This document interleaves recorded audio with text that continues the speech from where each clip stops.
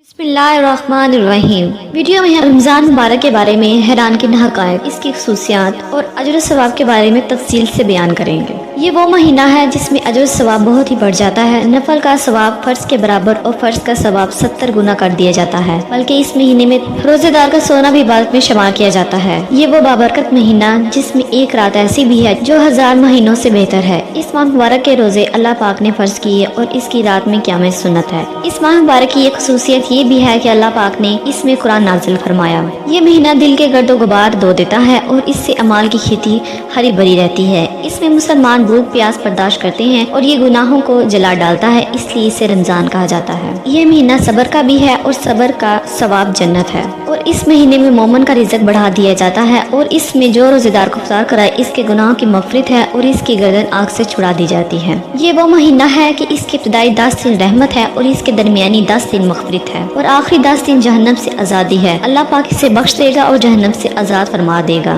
اس مہینے میں شب قدر ہے جو 1000 مہینوں سے افضل ہے۔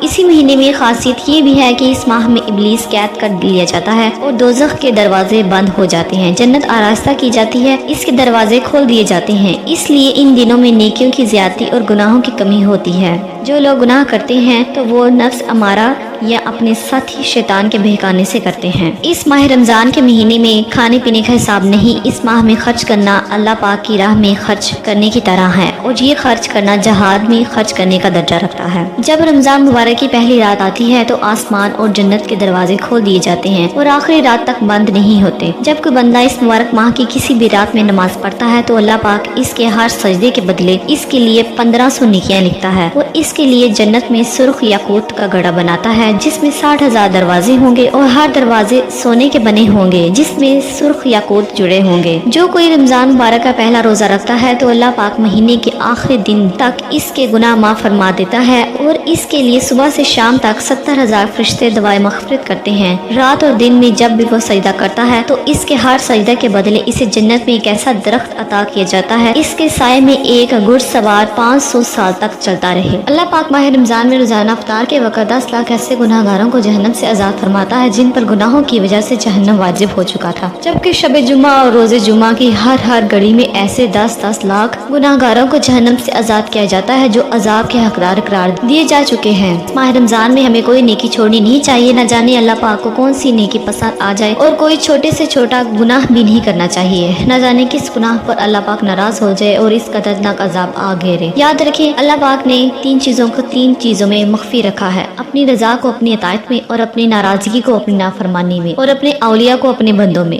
لہذا ہر اطاعت اور ہر نیکی کو عمل میں لانا چاہیے کہ ہمیں معلوم نہیں کس نیکی پر وہ راضی ہو جائے، اور ہر بدی سے بچنا چاہیے کیونکہ معلوم نہیں کس بدی پر وہ ناراض ہو جائے، اور ایسی چھوٹی چھوٹی باتوں سے ہمیں بچنا چاہیے۔ اور اگر اللہ پاک کی رحمت کی بات کریں تو جب اللہ پاک بخشنے پر آتا ہے تو بظاہر نیکی کتنی ہی چھوٹی ہو اور اسی کے سبب کرم فرما دیتا ہے۔ مثلا ایک عورت کو صرف اس لیے بخش دیا گیا کہ اس نے ایک پیاسے کتے کو پانی پلایا تھا۔ ایک شخص نے رستے میں سے ایک درخت کو اس لیے ہٹا دیا تاکہ لوگوں کو اس سے تکلیف نہ پہنچے، اللہ پاک نے خوش ہو کر اس کی مغفرت فرما دی۔ اللہ کی رحمت کے واقعات جمع کرنے جائیں تو اتنے ہیں کہ ہم جمع نہ کر سکیں گے، اور جب ناراض ہو تو اس نے نیک اور پرہیزگار شخص کی بھی گرفت فرمائی اور وہ عذاب قبر میں گر گیا، اور بخشنے پر آئے تو کیسے کیسے گناہ گاروں کو بخشش فرما دیتا ہے۔ ماہ رمضان کی فضائل سے حدیث کی کتابیں مالا مال ہے۔ رمضان مبارک میں اتنی قدر برکتیں اور رحمتیں ہیں کہ ہمارے پیارے آقا صلی اللہ علیہ وآلہ وسلم نے یہاں تک ارشاد فرمایا: اگر بندوں کو معلوم ہوتا کہ رمضان کیا ہے تو میری امت تمنا کرتی کہ کاش پورا سال رمضان ہی ہو۔ اللہ پاک ہمارے حال زر پر رحم فرمائے اور ہماری بے حساب مغفرت فرمائے، اور اللہ پاک سے یہ بھی دعا ہے کہ وہ ہمارے اس مبارک ماہ کی قدر کرنے کی توفیق عطا فرمائے اور اس قیمتی وقت کو نیکیوں میں گزارنے کی توفیق عطا فرمائے، آمین۔